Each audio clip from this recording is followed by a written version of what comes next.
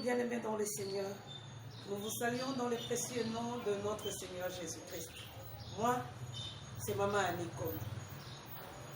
Les choses statiques peuvent aussi changer. Les choses statiques. Lorsque nous parlons de ce qui est statique, ce sont des choses qui existent. Et Zala, et Tikala, Peko Tikala Kamenoa. Et la Bible nous montre que même quelque chose de statique peut changer. Nous allons lire un texte biblique, un très beau texte biblique dans le livre de Juges. Juges au chapitre 1er. Nous lisons à partir du 1er verset jusqu'au 3e verset. Là, la Bible est en train de nous dire ceci. Après la mort de Josué, les Israélites consultèrent l'Éternel en disant: qui de nous montera la première contre les Cananéens pour les attaquer? L'Éternel répondit: c'est Juda qui montera. Voici, je livrerai le pays entre ses mains. Juda dit alors à son frère Siméon: monte avec moi dans le pays qui m'est attribué par tirage au sort, et nous combattrons les Cananéens. J'irai aussi avec toi dans celui qui t'est attribué. Et Siméon l'accompagna. Parole du Seigneur. En réalité, dans l'histoire des 12 tribus d'Israël, vous devez comprendre que Juda, c'est le 4e enfant de Jacob. Or, ici, avant la lecture de ces textes, lorsque nous sommes dans le livre de Josué, la Bible nous montre que Dieu a conduit le peuple d'abord par Moïse. Ensuite, pour récompenser Josué de tout le bienfait, parce que c'était lui qui était le second de Moïse, Dieu a élevé aussi Josué. Et après la mort de Josué, la Bible nous montre que c'était le tour de tribu d'Israël, les 12, de conduire Israël vers la victoire, afin qu'ils puissent conquérir la terre promise. Mais lorsque Dieu a commencé à élever les tribus, et pendant le moment où ils étaient attaqués par leurs ennemis, Israël était en train de se poser la question de savoir qui sera élevé pour prendre la place du chef ou du leader, afin qu'il puisse nous conduire. Je crois, en âme et conscience, je pourrais me dire, je ne poserai pas cette question parce que la question sera sans objet. Il est connu, il est censé être dit que c'est Ruben, qui est le fils aîné de Jacob, qui va prendre la position du premier pour conduire les peuples. Malheureusement, lorsqu'il y a eu ce tirage au sort, au lieu que Ruben soit choisi, on a choisi les petits.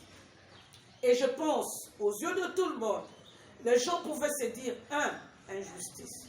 Pourquoi nous devons parler de l'injustice? Parce qu'en réalité, celui qui devait conduire, qui était connu, c'était les grands frères.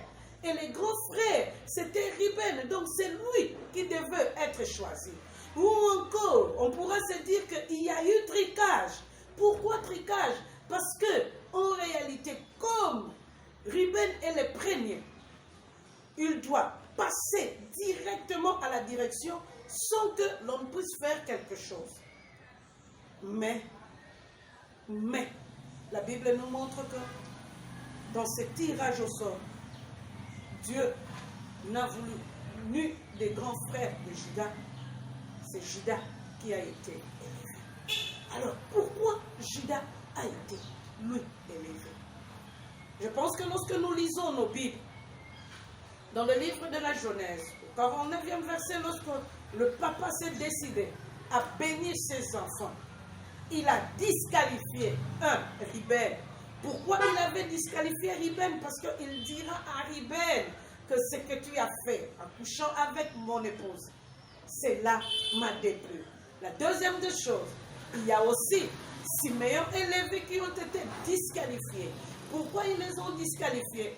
Parce qu'une fois, ils se sont vengés contre les Amalécites, contre le peuple voisin, qui ont violé leurs sœurs.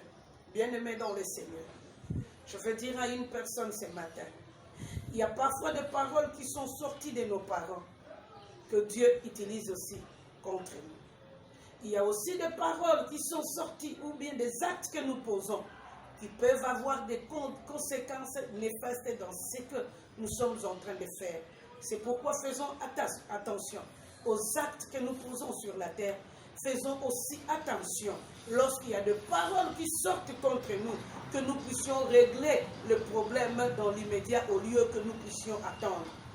Peut-être que pour Ruben, la tribu de Ruben pouvait se dire, en fait, ces paroles-là ont été prononcées depuis longtemps par les grands-pères, le grand-père, et ces paroles n'ont plus d'effet. Or, ce qu'ils ne savaient pas, le fait de paroles prononcées par les grands-pères continuait à agir même après la mort de parents. C'est pourquoi, bien-aimé dans le Seigneur, aujourd'hui encore, réfléchis énormément dans ta vie pour que s'il y a des paroles qui ont été prononcées contre toi, que tu puisses régler ces problèmes avec le Seigneur, pour que cela ne puisse pas continuer à avoir des effets et que la grâce de Dieu s'élève dans ta vie. Or, en choisissant Judas, c'est Judas qui avait reçu la suprématie. Et Judas aussi dans son attitude, j'aime l'attitude de ces garçons. Il pouvait se dire, ce n'est pas de ma faute. Je vais profiter ou encore je vais enjoy de ma position parce que ça ne dépend pas de moi. C'est Dieu qui m'a élevé. C'est Dieu qui m'a mis à ses postes. Le peuple a vu mon intégrité. Il y a une bénédiction qui m'a suivi. Et je crois que je mérite amplement cette place. Mais ce que j'ai aimé dans l'attitude de Judas, il va regarder son frère Siméon. Il dira à Siméon, veux-tu monter avec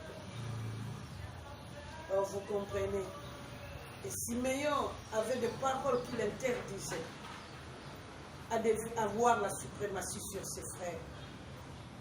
Mais le frère a aidé son frère afin que son histoire change. Quelques leçons pratiques que nous pouvons vous donner pendant que nous sommes en vie. Aidons-nous pour que notre histoire puisse changer. Il y a ton frère qui a besoin de toi pendant qu'il est en vie. Même s'il a des choses qui sont statiques, qui se sont levées contre lui. Mais toi, tu peux être l'instrument que Dieu a utilisé pour que l'histoire de ces personnes change. Non simplement, Judas a aidé son frère, a hissé son frère pour que son histoire change, mais il a aussi hissé son frère à une position qu'il ne méritait plus.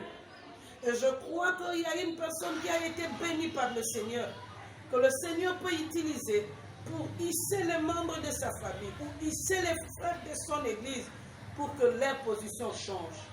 Et je crois que toi, tu as cette force-là, que tu as cette force-là de changer les choses qui sont statiques dans la vie d'un frère, d'un bien-aimé, pour qu'il puisse occuper une position qu'il a perdue.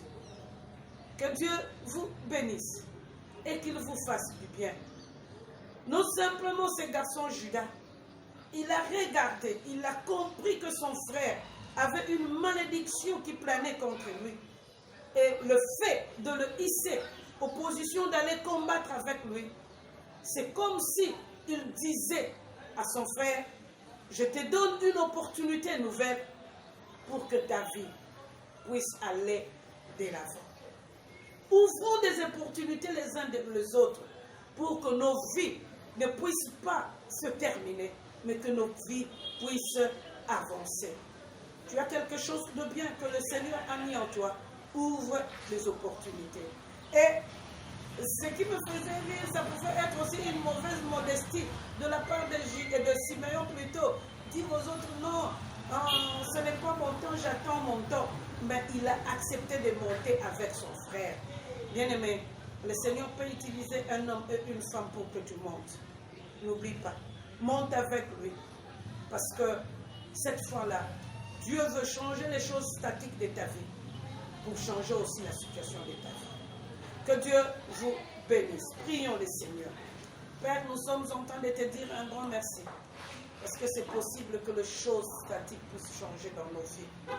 Il y avait une malédiction qui planait contre Siméon. Mais à cause de Judas, les choses ont changé. Et je crois, nous aussi, nous avons une personne qui a changé nos malédictions en bénédictions. Cette personne s'appelle Jésus. Seigneur, aide-nous à te suivre, à monter ensemble avec toi pour que nous puissions vivre, non ce qui a été dit par les hommes, mais ce que toi, tu as planifié pour nous. Dans ton nom, Jésus, nous avons ainsi prié. Amen. Que Dieu vous bénisse.